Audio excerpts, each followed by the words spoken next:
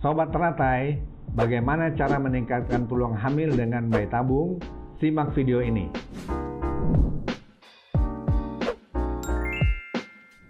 Dokter, kapan sih dok pasangan harus memikirkan mulai bayi tabung?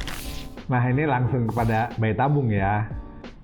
Sebenarnya yang kita tangani atau obati adalah pasien infertilitas atau lebih tepatnya subfertilitas, artinya kurang subur lah kalau orang awam bilang ya.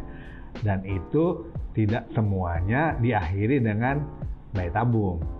Jadi kalau ditanya kapan sebaiknya berpikir untuk mengikuti program bayi tabung, yang pertama tentu kalau umurnya sudah tua, wanita maksudnya ya. Yang kita anggap tua di sini untuk bayi tabung ya, itu 40 tahun. Jadi kalau umur 40 tahun, nggak usah nunggu-nunggu lagi, langsung aja masuk program bayi tabung. Nah, itu yang pertama harus dipikirkan. Jadi umur yang sangat penting.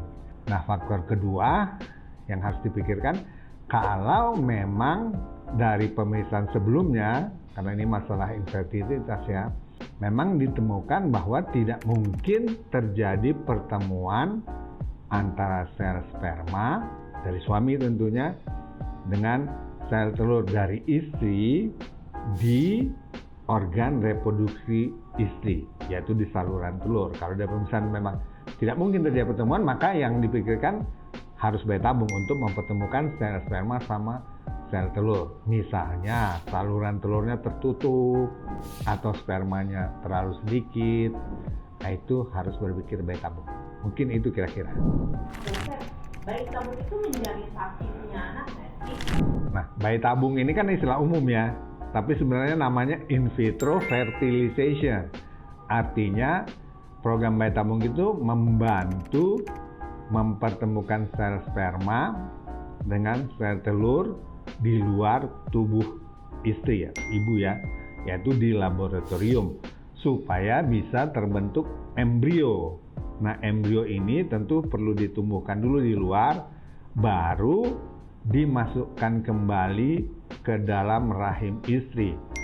Apakah dalam keadaan fresh atau segar ya, atau embrionya dibekukan terlebih dahulu baru kemudian dimasukkan ke dalam rahim.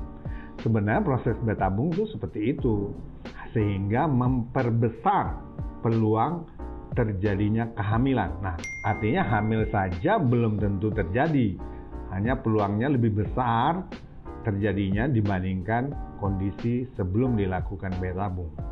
Nah, hamil tentu memerlukan proses supaya bisa terjadi persalinan atau kelahiran bayi yang sehat. Jadi memang tujuan utama bayi tabung bukan hanya kehamilan, tapi supaya terjadi atau melahirkan bayi yang sehat, baru dikatakan berhasil. Nah, ini yang belum tentu bisa terjadi, karena kehamilannya saja belum tentu terjadi ya, paling tinggi mungkin 65% peluangnya hamil. Untuk melahirkan tentu lebih rendah lagi dari 65%. Jadi tidak menjamin, hanya berupaya meningkatkan peluang hamil maupun peluang melahirkan yang bayi yang normal. Mungkin begitu pemahamannya.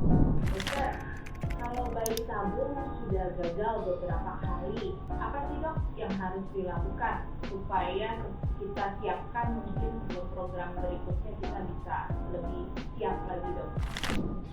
Nah, bayi tabung tadi memang belum tentu terjadi kehamilan atau persalinan kalau hamil ya. Peluangnya kalau untuk hamil tadi tinggi-tingginya mungkin bisa sampai 65%.